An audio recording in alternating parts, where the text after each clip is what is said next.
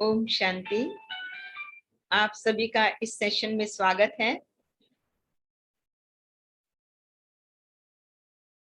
कल से हम इस यौगिक यात्रा पे हैं कि किस प्रकार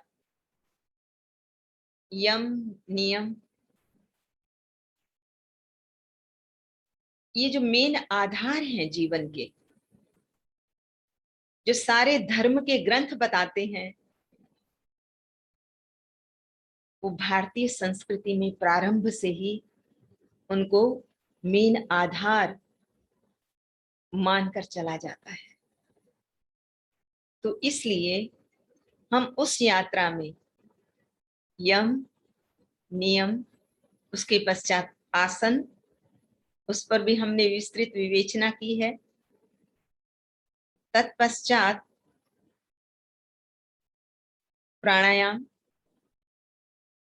इस पर भी कल हमने विस्तृत विवेचना करने की कोशिश की थी। हमने जाना है प्राण तो जीवन का आधार है, या ये समझ लीजिए कि श्वासों का आना और जाना ये तो जीवन है।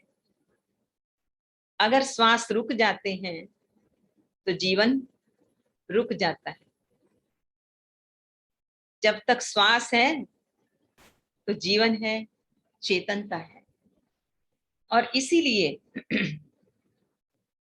क्या किया जाता है कि जीवन में इन श्वासों के ऊपर विशेष ध्यान दिया जाता है। कल मैंने थोड़ा सा जिक्र किया था आपके सामने कि जब हम पूरक करते हैं, अर्थात श्वास को भीतर लेते हैं और फिर उसे होल्ड करते हैं और बाद में उसे छोड़ देते हैं, इस पूरी प्रक्रिया को हम सूक्ष्मता से देखते हैं। सामान्य व्यक्ति जो है, जब श्वास भीतर लेता है, उसे छोड़ देता है, उसका अवलोकन नहीं करता, उसमें वो अवेयरनेस श्वासों के प्रति नहीं होती है। लेकिन अब जो युग चल रहा है, उस युग विशेष में जहां हम ऐसे भारी भोजन तो हम ले नहीं सकते हैं, क्योंकि हमारा जीवन का जो तरीका है वो टोटली चेंज हो चुका है। तो इसलिए जितना हो सके लाइट फूड और ज्यादा से ज्यादा प्राणायाम, इनहेलेशन, वायु का ज्यादा से ज्यादा पान, ये बहुत जरूरी है। क्योंकि अगर हम वायु को ठीक प्रकार से नहीं लेते हैं भीतर, तो हम अपने जीवन की बहुत सारी महत्वपूर्ण आने वाली जो भविष्यवाणियां हैं उनको नहीं जान पाते हैं। इसलिए पुराने जमाने के अंदर जो योगी लोग होते थे वो स्वर योगी कहलाते थे। स्वर को पहचान जाते थे, क्योंकि दिन भर में हमारी जो नासिका से आने वाला श्वास है, एक तो लेफ्ट साइड से आता है, दूसरा राइट साइड से आता है। जो लेफ्ट साइड से श्वास भीतर जाता है वो श्वास, उसे चंद्र नाड़ी कहते हैं। उसमें जाने वाला श्वास जो है वो ठंडक लिए हुए होता है, चंद्रमा के गुण लिए हुए होता है, शीतलता लिए होता है। जबकि राइट नॉस्ट्रिल से जो हम ब्रीद इन करते हैं तो वो एक गर्मी और ऊर्जा लिए हुए होता है। इसे सूर्य स्वर या सूर्य नाड़ी भी कहा जाता है। प्राणायाम के द्वारा हम इन दोनों नाड़ियों में संतुलन स्थापित करते हैं।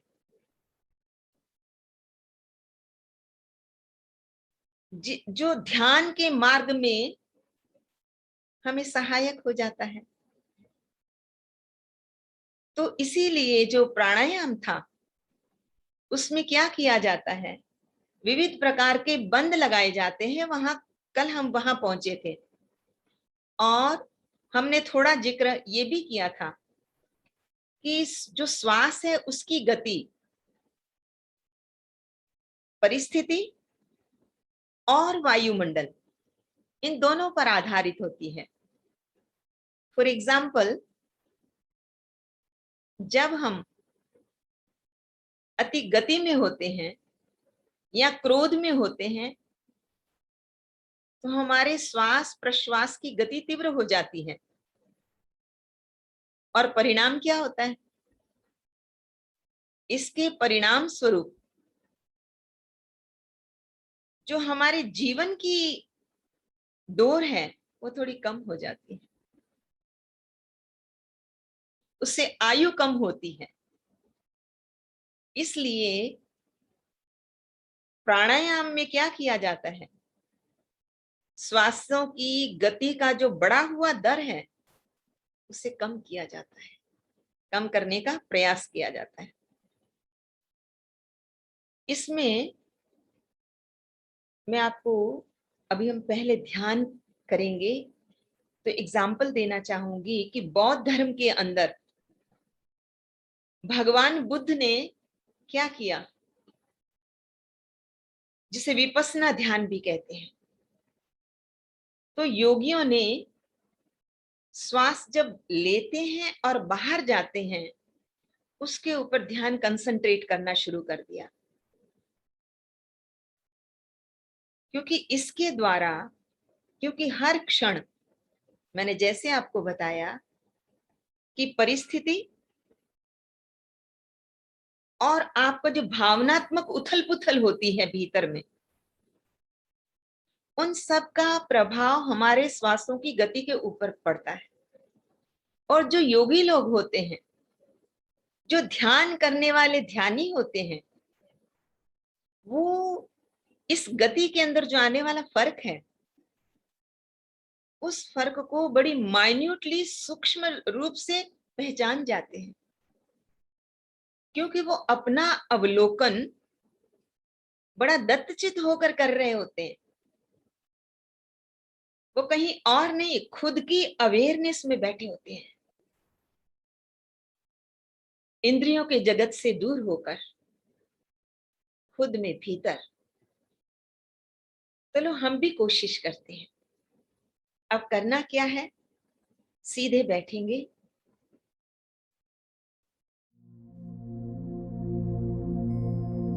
अपने शरीर को रिलैक्स कर लीजिए। सबसे पहले सांस को छोड़ दीजिए, रेचक कर दीजिए, पूरा छोड़ दीजिए, जितना छोड़ सकते हैं। कुछ सेकंड रुकिए। अब सांस को भीतर लीजिए, जितना भर सकते हैं अंदर भरिए। कुछ सेकंड रुकिए, छोड़ दीजिए।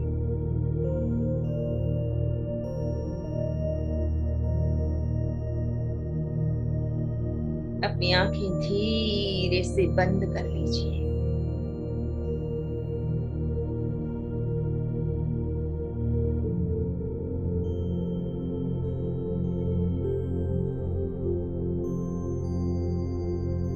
हाथों को एक दूसरे के ऊपर या चिन्मय मुद्रा में बैठ जाइए।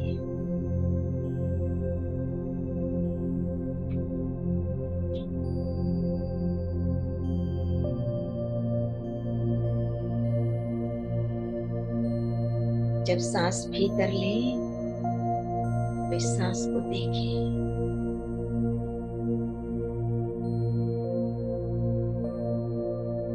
सांस जब भीतर जाए तो उसके पूरा दृष्टा बने।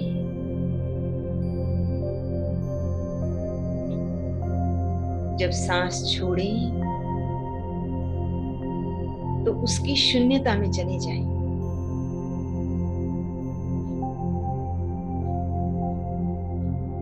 सांस भीतर,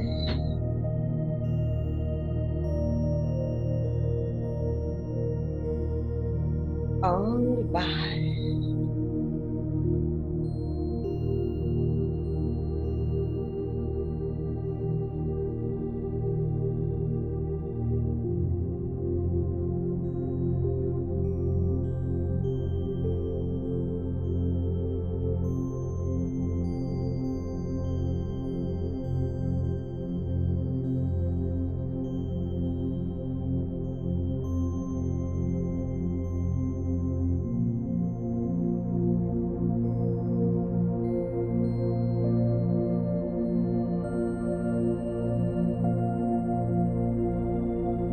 भीतर गहरा सांस लेना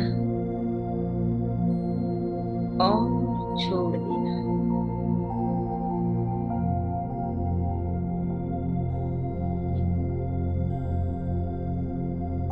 सांस भीतर लें तो अब इमर्ज करें कि मैं प्रकाश को भीतर ले रहा हूं। एक ऊर्जा मेरे भीतर जा रही है, एक शक्ति मेरे भीतर जा रही है।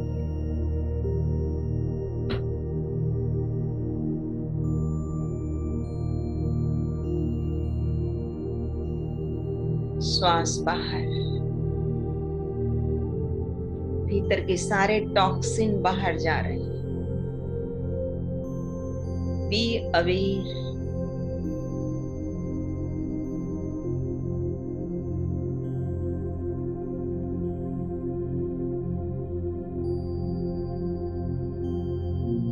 सांस भीतर, प्रकाश भीतर, एक ऊर्जा भीतर जा रही है।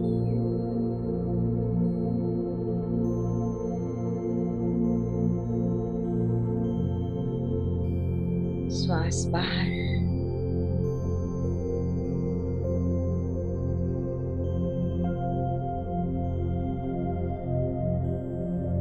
तो भीतर के सारे अभाव,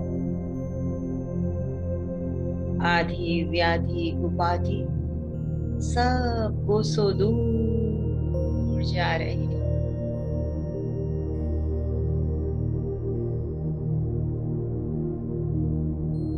सांस भीतर,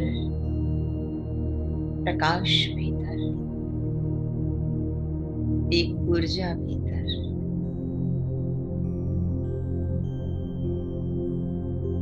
कुछ क्षण इन श्वासों को आते जाते देखें, इस प्रकाश को भीतर प्रवेश करते देखें।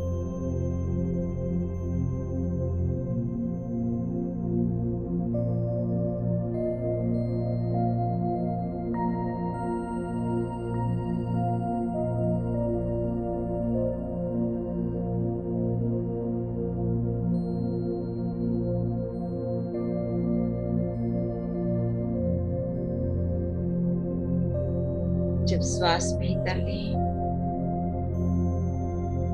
तो अंदर ओम की ध्वनि गूंजे। जब श्वास बाहर जाए तो शांति।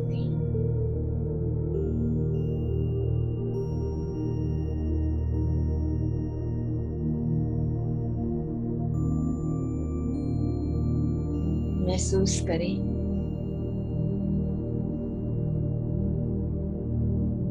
अपने सिर के ऊपर उस सर्वशक्तिवान परम पिता परमात्मा का प्रकाश से भरा हाथ,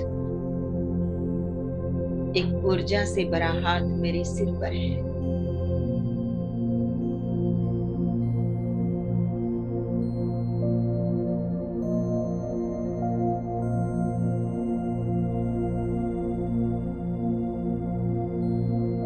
इसे फील करें।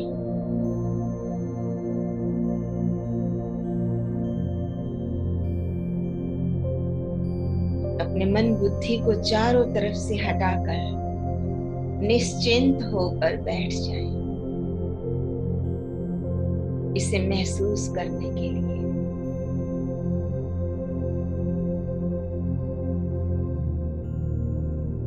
निश्चिंत होकर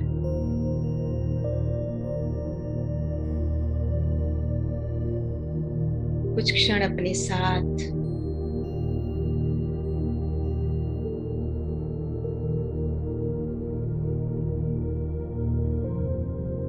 कुछ क्षण उस परम सत्ता के साथ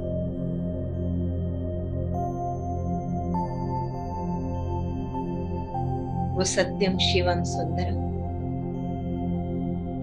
वो सतचित आनंद स्वरूप प्रकाश पुंज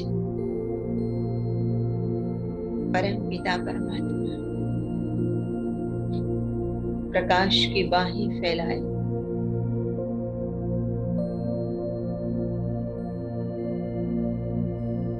मेरा आह्वान कर रहे हैं।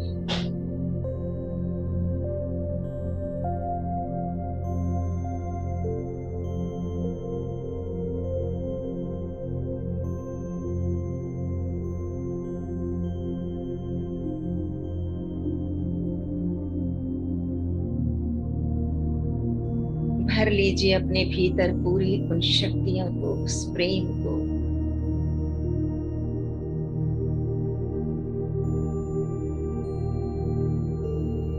कि सारे अभाव खत्म हो जाए, सारे मायावी प्रभाव उनसे मैं मुक्त हो जाऊं।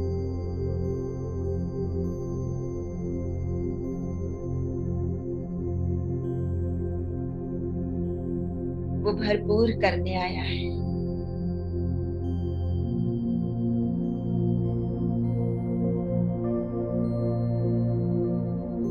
सर्व अभावों से मुक्त करने आया है, क्योंकि जहां अभाव है वही माया का प्रभाव है।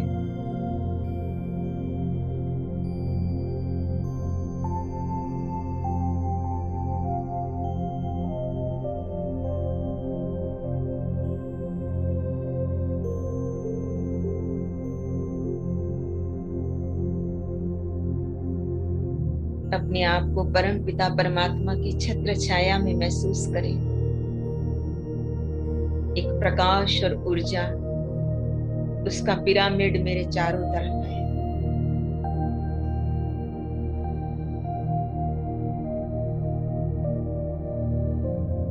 उस परम पिता परमात्मा को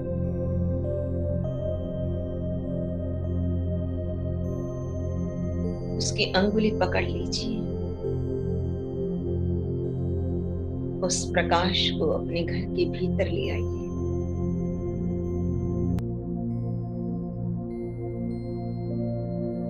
पूरे घर में उसे मन से घुमाइए।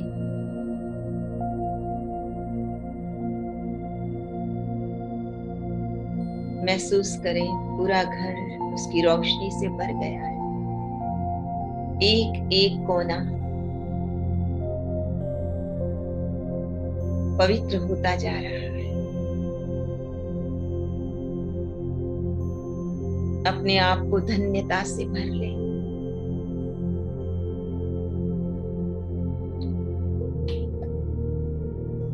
और सभी प्रकार के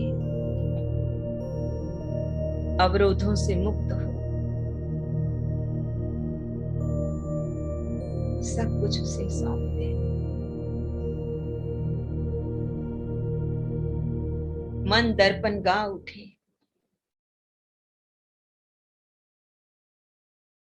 तुम्हें सौंप कर सब चिंता फिकर, देह दुनिया से हम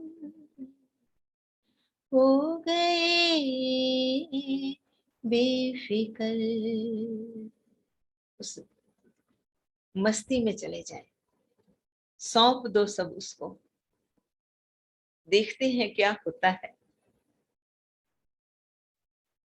छोड़कर तो देखें। उसे अपने जीवन की नैया का खिवैया बनाकर तो देखें। तुम्हें सौंप कर सब चिंता फिकर, देह दुनिया से हम हो गए बेफिकर। खिवैया मेरी नैया तेरे हवाले, तेरे हवाले।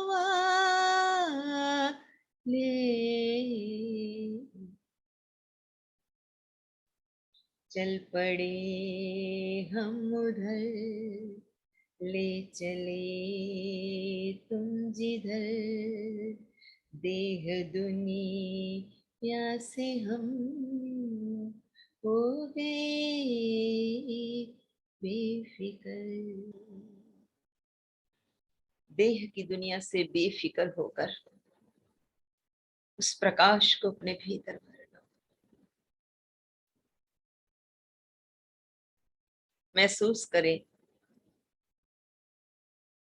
एक प्रकाश का, ऊर्जा का गोला मेरे सिर के ऊपर है।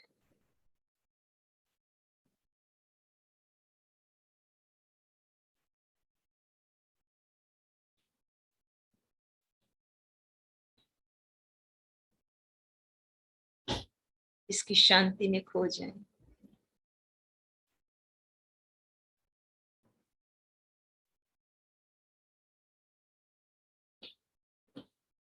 फिर सांसों पे आ जाएं।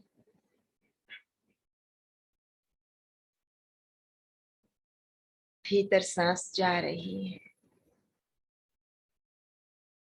और बाहर जा रही है।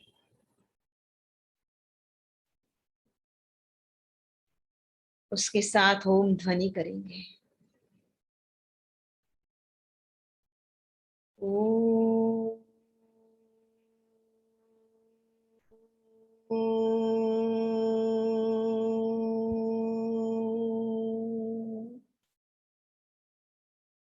सांस भीतर लीजिए।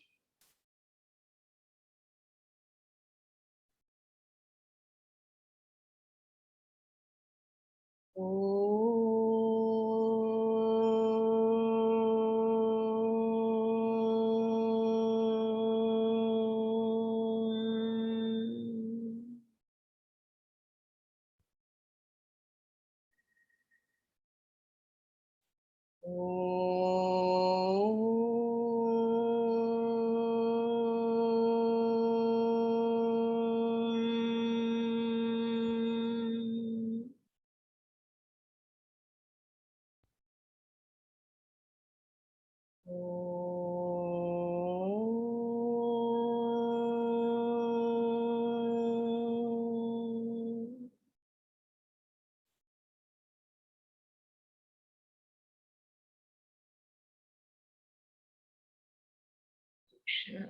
इस गूंज को भीतर महसूस करें।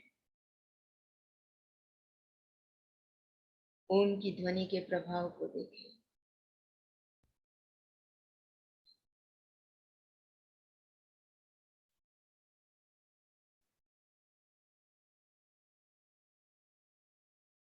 Now rub your both the hands, make it warm और अपने सिर के ऊपर लगा लें।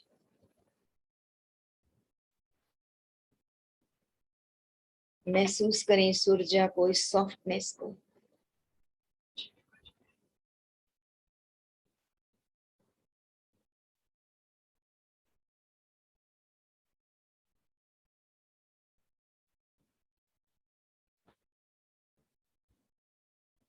आप इस प्रकार के प्रयोग कर सकते हैं अपने भीतर जाने के लिए। कल हमने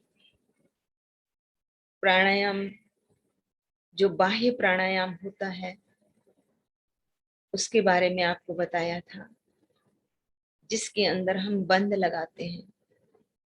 बंद लगाने से एक कंट्रोलिंग पावर हमारे भीतर आती है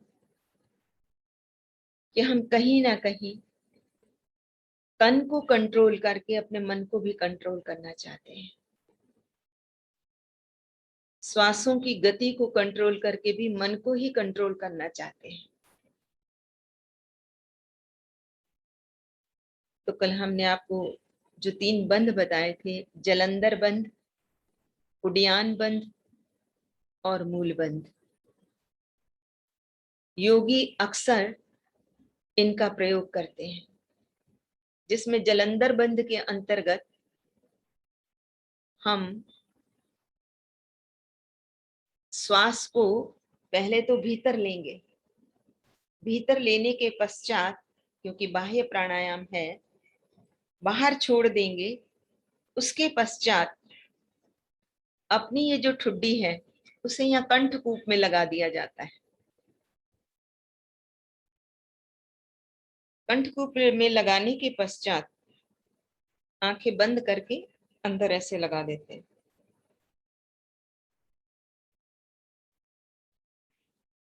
उड्यान बंद में पूरी तरह से रेचक करने के पश्चात, अर्थात हवा को, प्राण को प्रश्वास के बाद जो पेट है वैसे ही अंदर चला जाता है, लेकिन उसको और ज्यादा अंदर खींचकर उसे बिल्कुल पीठ की तरफ लगाने की कोशिश की जाती है, जिसे उड्यान बंद कहा जाता है। ये हमारे शरीर के अंदर जो ग्लैंड है, स्पेशली वो ग्लैंड जो है वो पूरे समझिए कि उनको एक्टिवेट किया जाता है इस तरह से। और तीसरा है मूल बंध। उसके अंदर हमारे जो मल विसर्जन वाले इंद्रियां हैं उनको हम संकुचित करते हैं, ऊपर की तरफ खींचते हैं, जिससे हमारी शक्ति ऊर्ध्वरेता होती है, कंट्रोलिंग पावर बढ़ती है, इंद्रियां मजबूत भी बनती है। इसके पश्चात नेक्स्ट स्टेप आता है प्रत्याहार का। क्योंकि हम अष्टांग योग की बात कर रहे हैं, तो प्राणायाम के बाद जो स्टेप आता है वो प्रत्याहार का आता है। इसमें क्या किया जाता है, हम सभी जानते हैं कि हमारी इंद्रियां जो है अति चंचल है, क्योंकि प्रत्येक इंद्रिय का एक विषय है। और ये सारा जगत जो है वो स्थूल है, चित्रात्मक है, बड़ा वंडरफुल, कलरफुल है इसलिए, और बड़ा ग्रोस है। जैसे ही शरीर स्थूल है ऐसे ही जगत भी स्थूल है, इसलिए इसको इंद्रियों के द्वारा हम तुरंत जान जाते हैं।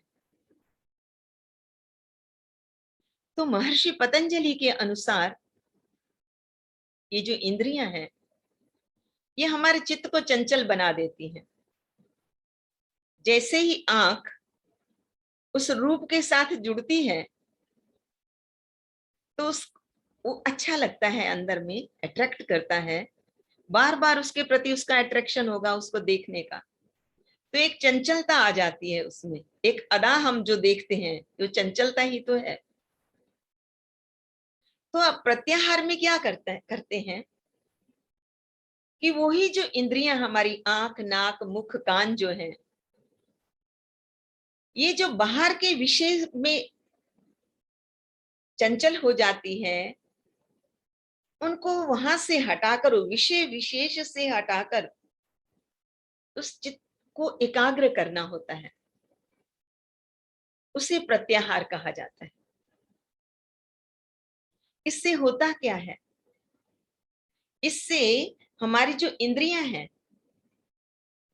वो हमारे धीरे धीरे हमारे वश में आने लगती हैं अभ्यास करने से,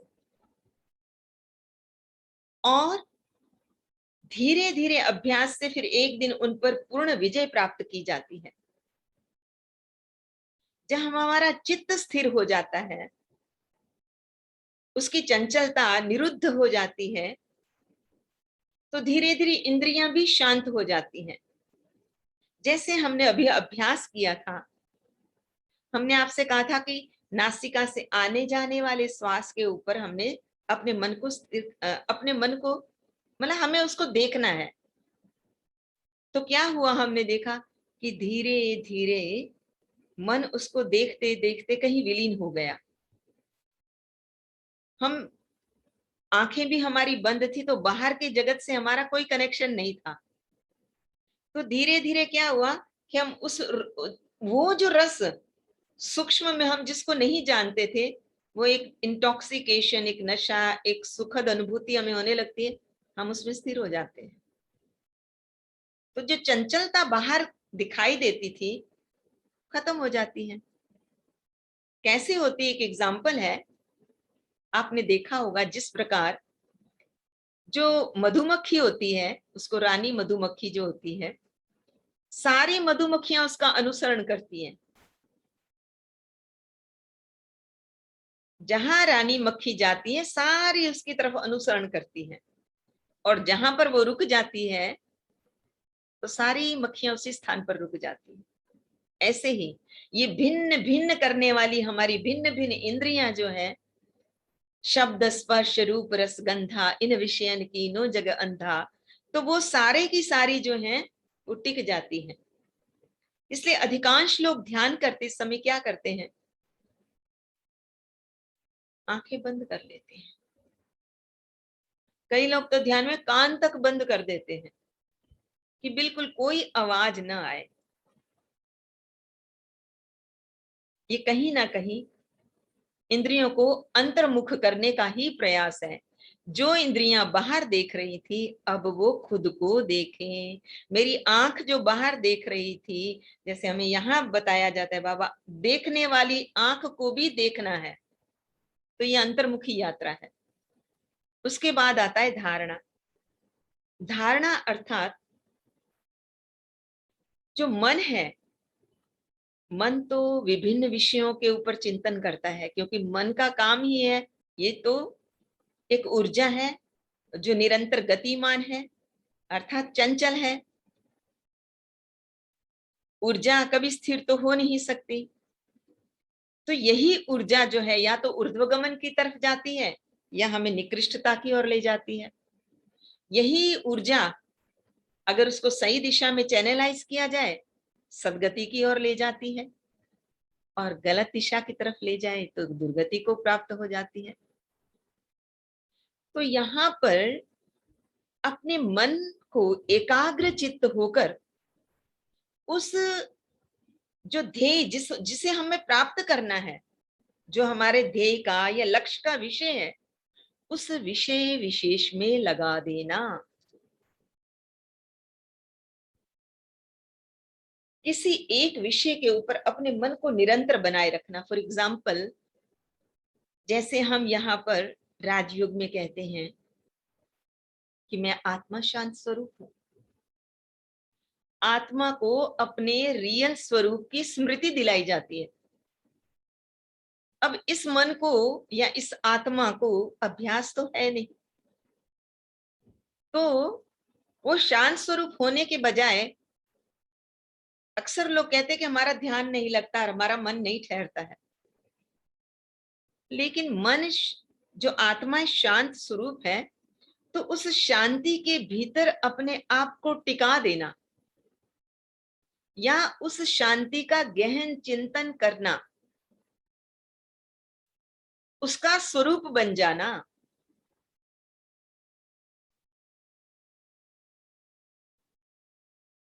उस शांति की अनुभूति करना,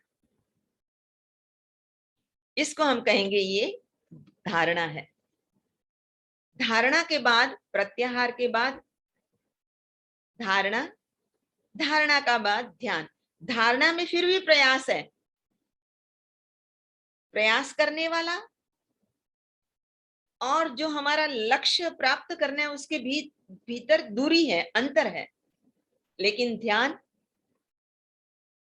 ध्यान में वहां पर मन इधर उधर जा सकता है। हमें प्रयास से, जैसे छोटे बच्चा चंचलता चंचलता करते तो उसको पकड़ के लाना पड़ता है ना, उसको बिठाना पड़ता है। ऐसे ही ध्यान में क्या करते, किसी एक स्थान पर या किसी एक वस्तु पर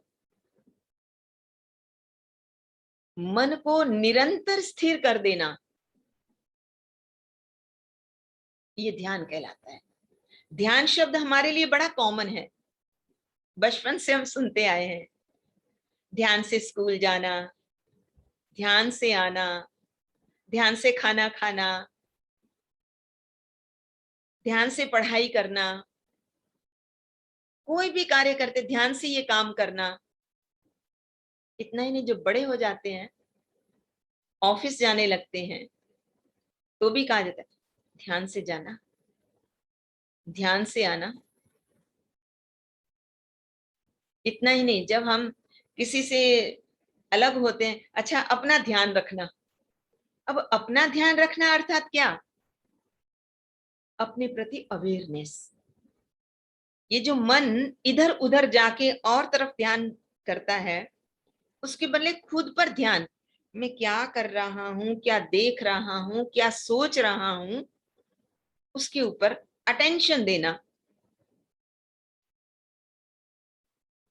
अब होता यहाँ क्या है, अंदर का मैकेनिज्म जो है, जब मन स्थिर हो जाता है, हमने कहा मन स्थिर हो जाना ध्यान है। फॉर एग्जाम्पल जैसे अर्जुन है, उसने लक्ष्य भेदी, जो लक्ष्य को भेदन करना था, तो क्या किया उसने? जो एरो था, देखना तो उसे नीचे था, उसकी परछाई देख के उसने उसको मछली की आंख में तीर लगाना था। तो वो लक्ष्य को केंद्र करते करते वो तद्रूप हो गया। पहले तो उसको देखा, उसका चिंतन किया, वह कंसंट्रेट किया, और करते करते वो एक रूप हो गया। वो जो लक्ष्य था, जो ध्येय था, उसके बीच में उसकी दूरी नहीं रही। तो ध्येय या वस्तु, उसका चिंतन करते करते जब चित्त तद्रूप हो जाता है, उसे ध्यान कहते हैं। ध्याता, ध्यान, और जिस लक्ष्य को प्राप्त करना है उसके बीच कोई दूरी न रहे, एक बन जाए। जैसे परमात्मा को याद करते करते उसमें मगन हो जाए, उसके स्वरूप में मगन हो जाएं, उसके ज्ञान गुण और शक्तियों में स्वरूप, उस स्वरूप में हम स्थिर हो जाएं। उस जो ध्यान की जो पूर्ण स्थिति है, उसमें किसी अन्य वस्तु का बोध नहीं रहता है, अर्थात उसकी स्मृति नहीं रहती है। चित्त स्थिर हो जाता है, सर्व तरफ से उसका निरोध हो जाता है, अपने आप चित्त ध्यान में प्रवेश कर जाता है। जब ध्यान में प्रवेश कर जाता है ये चित्त,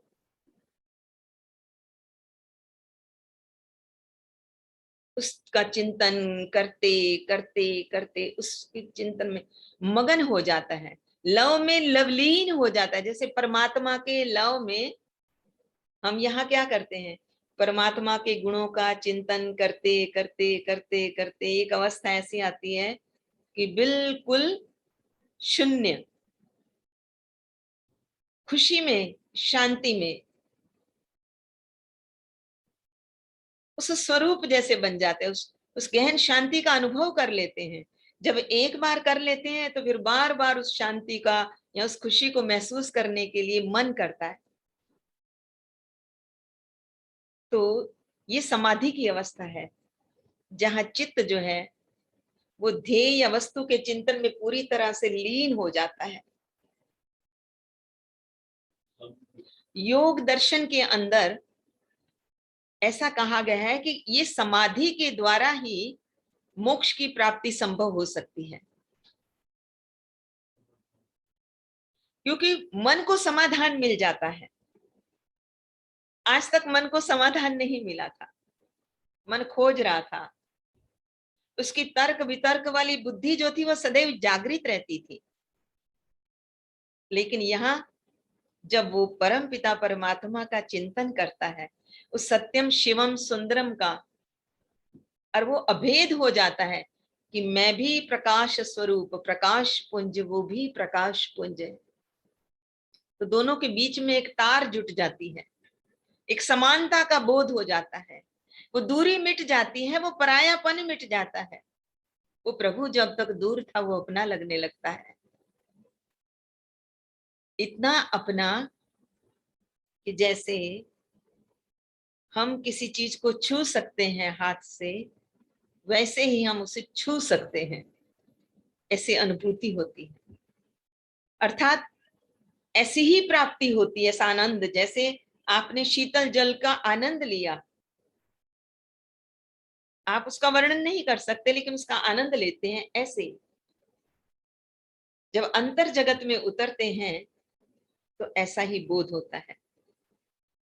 वहां पर कोई विचार, कोई कुतर्क वितर्क कुछ नहीं रहता है, बस एक सात्विक वृत्तियां रह जाती हैं।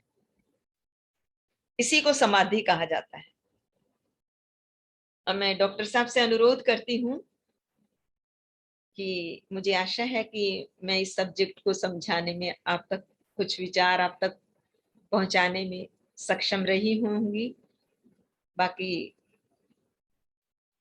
मैं डॉक्टर साहब का निवेदन करती कि वो आए और परमपिता परमात्मा ने जो अपना ज्ञान दिया है हम पर कृपा करके, वो जो ज्ञान मंथन है उसको आपके सामने प्रस्तुत करेंगे।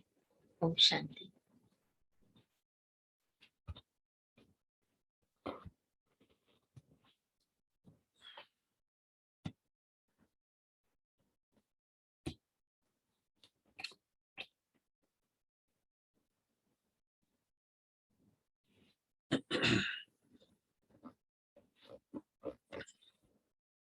ओम शांति। सभी भाई बहनों को ओम शांति। आप सब बहुत प्यार से हमारे शास्त्रों की भी बातें सुन रहे हैं कि योग सूत्र जो पातंजलि कृत है, जिसमें अष्टांग योग दिया है, उसमें कौन कौन से स्टेप्स हैं, और भारतीय संस्कृति में उसकी बहुत वैल्यू है, हम सब जानते हैं। तो उसकी विवेचना 2-3 दिन से हम कर रहे थे, तो आप सब ने वो विवेचना सुनी। और मेन इसमें लक्ष्य क्या है कि जो ध्याता है, जो ध्यान करने वाला है, और वो ध्यान की जो विधि है उसके द्वारा जो उसका ध्येय बिंदु है उसको प्राप्त करता है। जो ध्याता है और ध्येय है उसके बीच की दूरी समाप्त हो जाती है। आत्मा और परमात्मा, आत्मा जो है ध्याता है, परमात्मा ध्येय है, और ध्यान राजयोग ध्यान के द्वारा हम परमात्मा को मिलके परमात्मा जैसे हो जाते हैं। तो परमपिता परमात्मा जैसे हम कैसे हो जाएं, उसी यात्रा पे हम सब निकले हुए। तो प्यारे भाई और बहनों, बड़ा अच्छा लगता है, हम इस यात्रा पर रोज 1 घंटा सत्संग करते हैं, तो आप सब उसमें रस लेते हैं तो बड़ा अच्छा लगता है। अभी हम जो है महावाक्य, ईश्वरी महावाक्य, जिसके आधार पर हम ज्ञान की बातें करते हैं, वो महावाक्य हम रोज सुन रहे हैं। तो अभी हम ईश्वरीय महावाक्य सुनेंगे।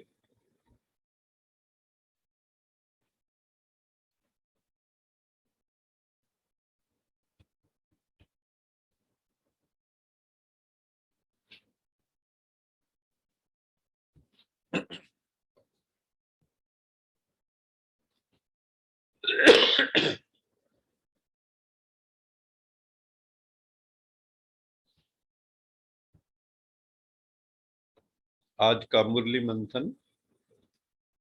आज बाबा ने हम बच्चों को कहा कि बच्चे, सबसे बड़ी कमाई कौन सी है?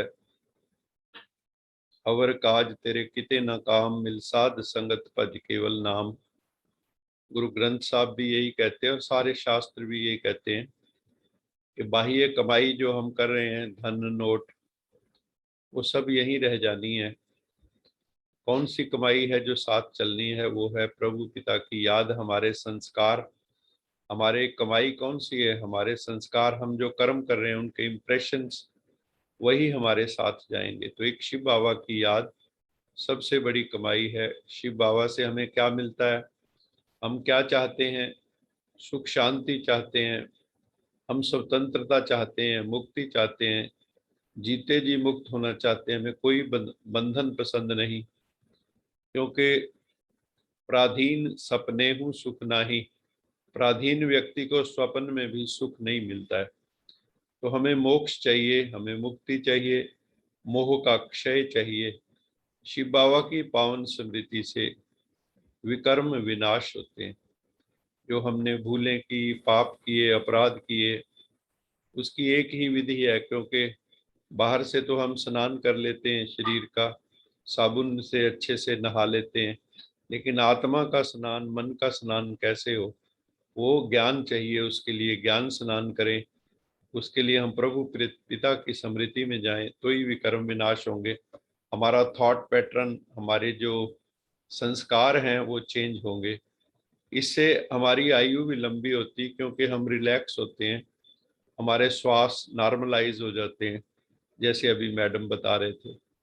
सतयुग के अंदर बाबा कहते हैं कि कभी अकाल मृत्यु नहीं होती, क्योंकि ये भी पापों का ही फल होता है।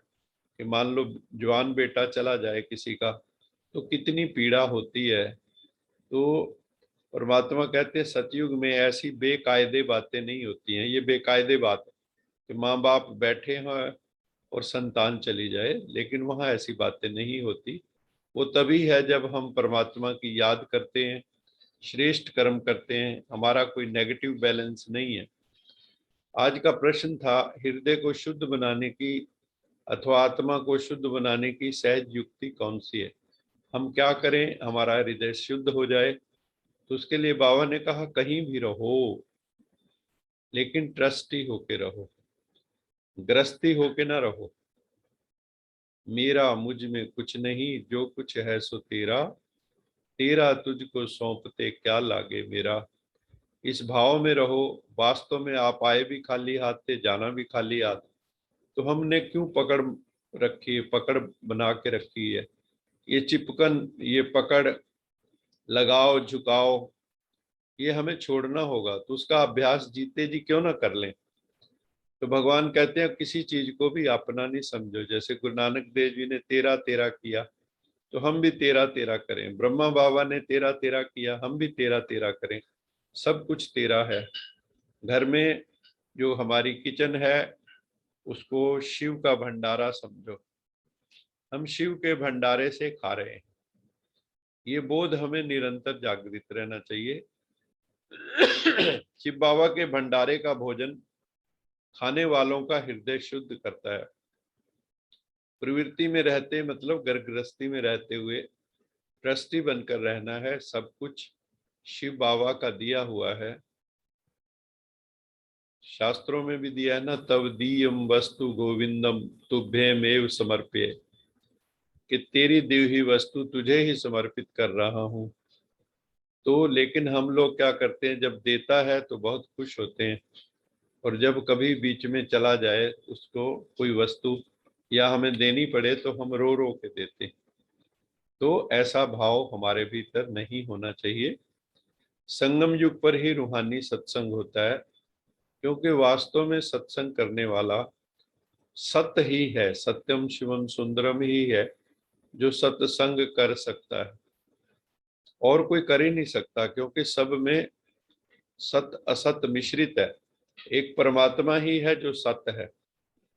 इसलिए सत्यम शिवम सुंदरम, सत्य चित आनंद, सत श्री अकाल मूर्त।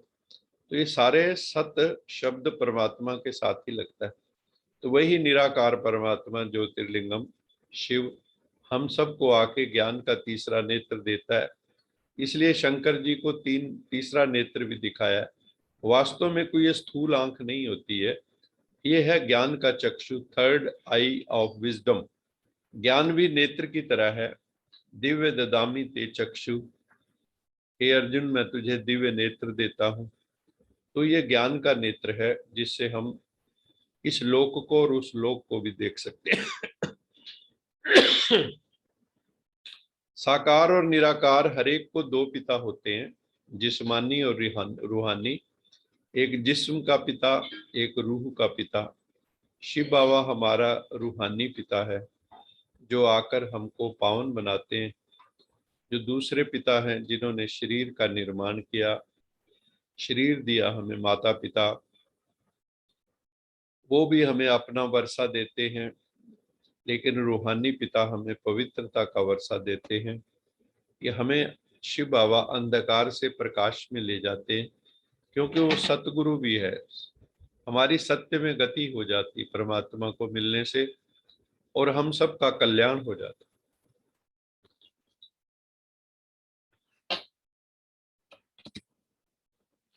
दिन प्रतिदिन हम अपनी मंजिल की निकट पहुंच रहे हैं। हमारी मंजिल क्या है? To attain perfection, to attain excellence in whatever we do. और हमारी जो संभावना है, हमारा जो पोटेंशियल है, उसको पूरी तरह से टैप करना, अपने क्षमता को प्रकट करना, सेल्फ एम्पावरमेंट करना, ये हमारा लक्ष्य। रोज हम उस दिशा में आगे बढ़ रहे हर क्षण, क्योंकि वो ज्ञान और योग से ही संभव है। There is no other way. हमारी एम्पावरमेंट कैसे होगी? ज्ञान और योग से। स्वराज्य अर्थात सेल्फ रूल, सेल्फ का रूल। स्वराज्य अर्थात कर्म के बंधन से अतीत। कर्म का बंधन, कर्म का लेप क्षेप हमें ना लगे। स्वराज्य अर्थात आत्मा का मन बुद्धि इंद्रियों पर राज्य, सारे हमारे वश में हो। मन जीते जगत जीत। मन के हारे हार है, मन के जीते जीत। तो मन बुद्धि हमारे वश में हो जाए, हमारा कहना मानने लगे, हमारे मित्र बन जाए। क्योंकि कहा है आत्मा ही अपना मित्र है, आत्मा ही अपना शत्रु है, श्रीमद् भगवत गीता कहती है। तो यदि हम परमात्मा की मत पे चलते हैं तो आत्मा हमारा मित्र बन जाती है, और अगर हम रावण की मत पे चलते हैं, दुर्योधन दुशासन की मत पे चलते हैं, तो हमारी आत्मा ही हमारा शत्रु बन जाती है। बच्चों को हमेशा खुश रहना। शिव बाबा कहते हैं कुछ भी हो जाए, हर हाल में खुशहाल। फरिश्ताई चाल, हमें हर हाल में खुशहाल रहना है, सबको खुशखबरियां सुनानी है। कभी भी जो है दुख हो भी, उसको सहन करना है, सुख दुख में समान रहना है। जितना जितना पावन बनेंगे, पवित्र बनती जाएगी आत्मा, उतनी उतनी हमारी खुशी भी बढ़ती जाएगी। अभी हम अपने तन मन धन से दुनिया को स्वर्ग बना रहे। जो भी हम इस दुनिया को श्रेष्ठ बनाने के लिए अपना योगदान दे सकते हैं, वो हमें देना चाहिए। तन से, धन नहीं है तो तन मन से दें। क्योंकि जो भी श्रेष्ठ कार्य है, यहाँ पे श्रेष्ठ कार्य क्या है? आत्मा का उत्थान, self improvement, self purification, self detoxification, self empowerment. ये बहुत बड़ा काम है। तो ये कैसे होगा? उसके लिए बताया ज्ञान योग धारणा सेवा। तो उससे जो है हमारे जीवन में सेल्फ एम्पावरमेंट हो जाती है। हम बच्चों ने शिव बाबा को जाना है, पहचाना है, उनसे ज्ञान सुन रहे। तो ये था आज का मंथन। किसी को कोई प्रश्न हो पूछ सकते हैं, अभी 4 मिनट है हमारे पास। ये हमने कल भी मैंने बताया था कि अब हम जैन धर्म पे चलेंगे। थोड़ा सा सबका हम ओवरव्यू ले रहे हैं, क्योंकि सबके सिद्धांत मूलतः, क्योंकि आत्मा से निकलते हैं तो एक जैसे ही होते हैं। तो ये दुनिया में क्लेश क्यों है, झगड़े क्यों हैं, हम इससे ऊपर क्यों नहीं उठ पाते? तो हमारी ये यात्रा है रिलीजन से स्पिरिचुअलिज्म की। तो धर्मों से हम अध्यात्म की ओर बढ़ रहे हैं। और आध्यात्म से ही मानवता का कल्याण होगा। स्पिरिचुअलिटी के अंदर ही सारे संसार के समाधान छिपे हैं, जितनी भी समस्याएं हैं। तो इन्हीं शब्दों के साथ आप सबका बहुत बहुत धन्यवाद। किसी का कोई प्रश्न हो ले सकते हैं।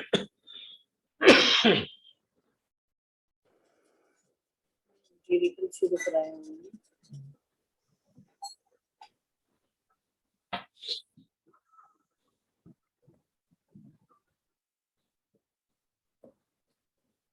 मुझे लगता है कोई प्रश्न नहीं है, या तो सर, सारी बात समझ। हाँ जी, ओम शांति। ओम शांति जी। सर, एक वर्ड, दो वर्ड मुरली में बहुत आते हैं। एक तो मम एकम, हाँ जी एक आता है मन मना भाव। जी।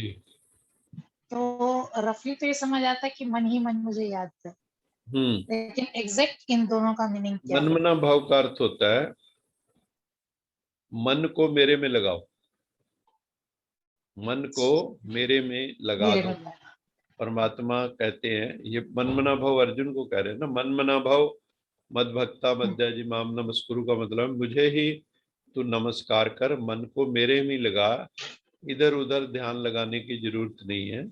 दूसरा आपने पूछा, वो मम एकम। मामेकम शब्द आता है, जी। सर्वधर्मान परित्यज्य मामेकम शरणम व्रज, अहम तो सर्व पापेभ्यो मोक्षयिष्यामि मा शुचा। सब धर्मों को छोड़ दे तू, जितने भी धर्म है दुनिया के, उन सबको छोड़ के तू मेरी शरण में आ जा। सर्वधर्मान प्रत्यज माम एकम शरणम व्रज, केवल मेरी शरण में आ जा। जी। माम एकम, माम एकम, एकम मैंने एक, मैं जो एक हूं परमात्मा, बाकी जितने जी। देवी देवता ये वो उन सबको छोड़, और जितने धर्म है उन सबको छोड़, सिर्फ मुझे पकड़। देह के धर्मों को छोड़ दे, देह देह का भान छोड़ दे, केवल मुझे याद कर, मतलब अपनी आत्मा को मेरे में लगा दे, और किसी को याद नहीं करना, क्योंकि हाथी के पांव में सबका पांव। अगर आपने परमात्मा को पकड़ लिया तो सब देवी देवता तो ऑटोमेटिकली उसमें आ जाए। तो इसलिए परमात्मा कहते हैं माम एकम, मतलब मेरे को ही सिर्फ आपको याद करना है, मेरी ही शरण में आओ, और किसी की नहीं। ये दिखाया है वहां पे। Thank you sir. सर, एक वर्ड आप रोज यूज करते हो, कर्मातीत अवस्था। कर्मातीत का मतलब होता है कि जैसे हम जो भी कर्म करते हैं, हर कर्म का हमें पता है ना, कि कर्म और कर्म का फल, जितने हमारे नेगेटिव एक्शंस होते हैं, जो काम क्रोध लोभ ओंकार से प्रेरित होते हैं, वो पाप की श्रेणी में चले जाते हैं। और जो ओरिजिनल स्वरूप में होते हैं, वो हमें मुक्त करते हैं एक तरह से। तो अगर हम परमात्मा के आदेश निर्देश श्रीमत पर जो कर्म करेंगे, तो वो हमें कर्म बंधन से अतीत की तरफ ले जाते हैं, मतलब वो बंधन का कारण नहीं बनते। और जो कर्म हम उल्टे करते हैं, वो बंधन का कारण, मैंने पाप का, दुख का, वियोग का, जिंदगी में जो दुख आ रहे हैं, पीड़ा आ रही है, टेंशन आ रही हैं, वो है क्योंकि हमने कोई कर्म जो है हमारे, वो बंधन रूप हो गए हैं, क्योंकि विकृत कर्म थे, वो विकारग्रस्त।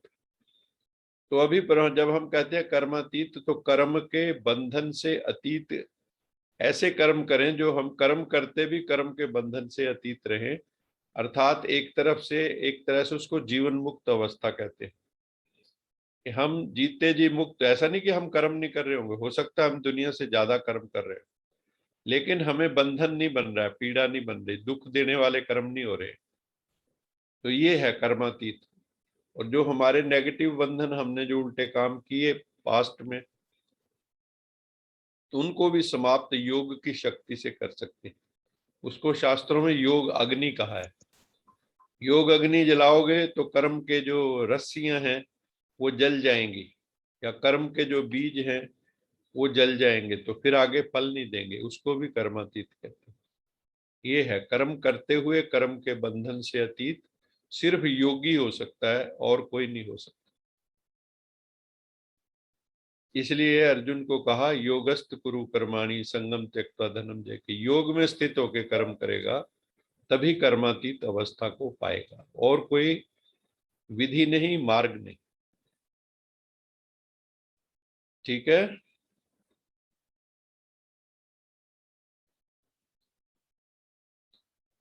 अच्छा, ओम शांति शायद डिस्कनेक्ट हो गए।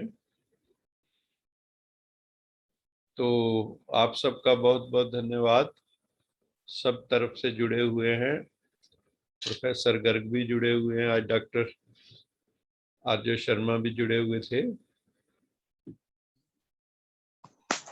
और ओम शांति डॉक्टर सर जी। स्वर्णलता भी जुड़े थे, बबीता जी जुड़ी हुई है, और अनेक आत्माएं, किरण जौहर जी, मनोज वधवा जी, बहुत बहुत थैंक्स, नीलम जी, नीता ग्रोवर, उनकी आवाज मेरे पास पहुंची नहीं अंत में, निशी भसीन जी, और भी अनेक आत्माएं, सीता बहन, सुदेश जी, उमेश तनेजा जी, आप सबका बहुत बहुत धन्यवाद है। Ramesh ji, Chahal sahab, thank you very much. Anju ji, God bless you all.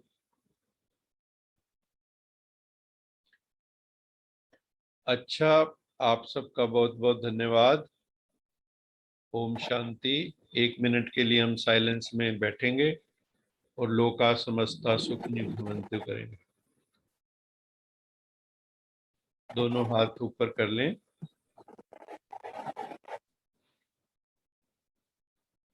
लंबा सांस। लोका समस्ता सुखिनो भवन्तु। लोका समस्ता सुखिनो भवन्तु।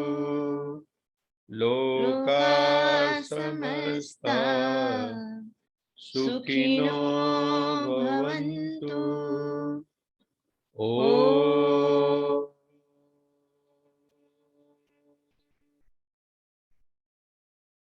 शांति शांति शांति। बहुत बहुत धन्यवाद। ओम शांति। God bless you all.